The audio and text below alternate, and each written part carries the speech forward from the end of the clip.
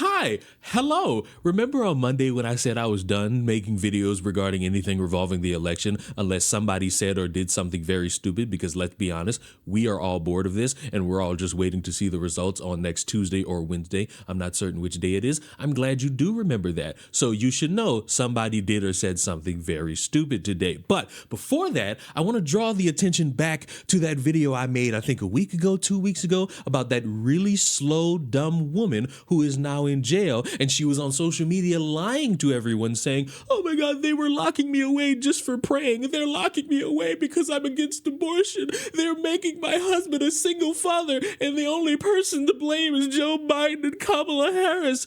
Yet, when you do more research than just believing people who are willing to lie to you for profit on social media, you come to find out that she was stopping people from entering a building, which is a violation of the FACE Act, threatening terrorism on people, and injuring a woman's hand, all which are things that would warrant a consequence. I believe there's a phrase, fuck around and find out, that fits quite perfectly for that woman. And you could be for or against abortion all you want. Making an excuse for somebody who clearly deserves a consequence is something I call hypocrisy. Now, let's draw our attention to the Trump supporter who thought it'd be a great idea to wield a machete around a bunch of people as they're going through the voting process.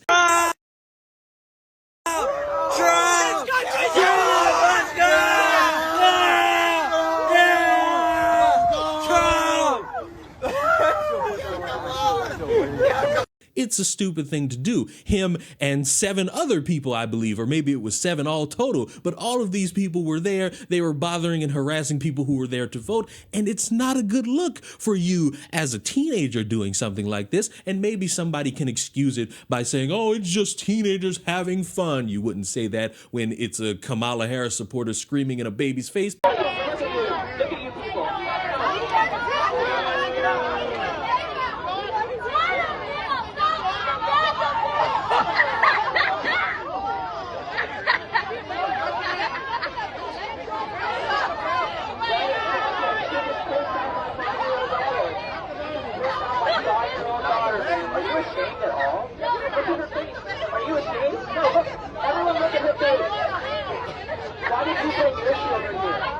But okay, play that game if you want. And, oh, it's just no big deal, and this really isn't an issue. Well, listen to this. October 29th, 2024, 16:02 and 23 seconds. Neptune Beach Police scene. There's a truck full of boys at the library pulling machetes out of their trucks. Okay, hold on just a second. They got machetes. Okay, are they kids or adults? They're adult. They're teenage boys, but they're pulling machetes out and coming over by us. Okay. Now they've got other kinds of tools and stuff. Okay, and hold on one second. But machetes is a big deal. HC 1356, 1325, signal 0 machetes at 600 3rd Street, 600 3rd Street.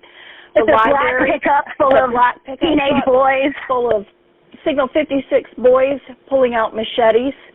That is a 911 call of somebody very much concerned about people waving weapons around near them as they are at an area where they're supposed to be voting, proudly swinging around a Trump flag. Now, does this affect Trump in any way? Most likely not, but it's an indicator that, hey, in the midst of all these sides saying we must tone down some rhetoric, we must tone down all this hatefulness, you got people who aren't listening to that, and they're going to go above and beyond doing and saying very dumb things that don't net any form of positive in making the reputation of supporters of one side or the other look good. It makes people look at me and agree with me when I say both sides have some stupid shit going on and nobody on these sides wants to address it because they want to pretend that their side looks good, and that's batshit insane. But back to the main point, you have this go on, you have people concerned, of course the police get involved, and old Johnny Cochran right here now has a mugshot and is probably gonna face a consequence if he hasn't faced it already, and if he has, it's gonna be on the screen for you to see. Took place at a polling site. Notice that your age is 18 years of age. Having found probable cause, state, do you have a bond recommendation? Yes, Your Honor. As to count one, the state would be recommending a bond in the amount of $50,003 and do not return to any polling site. And as to count two, Your Honor, the state would be recommending a bond amount of $5,003. Okay, thank you. Having found probable cause, and it appears as this incident was related to voting, I'm going to set bond in account one at $50,003.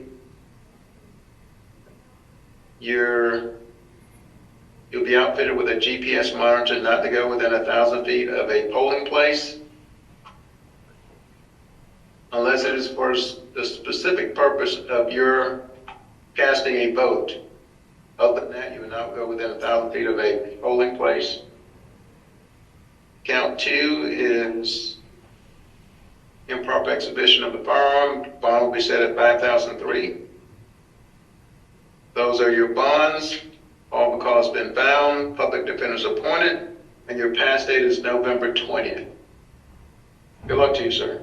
But I just want everybody to know that fuck around, find out mentality is not just for your political opposition. It's for people who favor your side, whether in a joking manner or they mean it with their full chest. You can't sit there and throw out random excuses for people who favor things you agree with or your side. But when someone who is your opposition does the same thing, all of a sudden the excuses and the hypocrisy and all the reasons don't really fit as much as you would want them to. Yes, CNN should face the same level of consequences as it pertains to misinformation that Fox News has to deal with. Yes, BLM supporters, or BLM rioters to be more specific, the type of people who broke into stores to claim that it was for protecting black lives or burning down a Wendy's, should be in jail. Yes, I know that'll be another excuse for somebody who's not really paying attention. They're just mad that I'm calling out some dipshit on their side, because consistency is key, and some people have lost that key, and it's not good. I am not too certain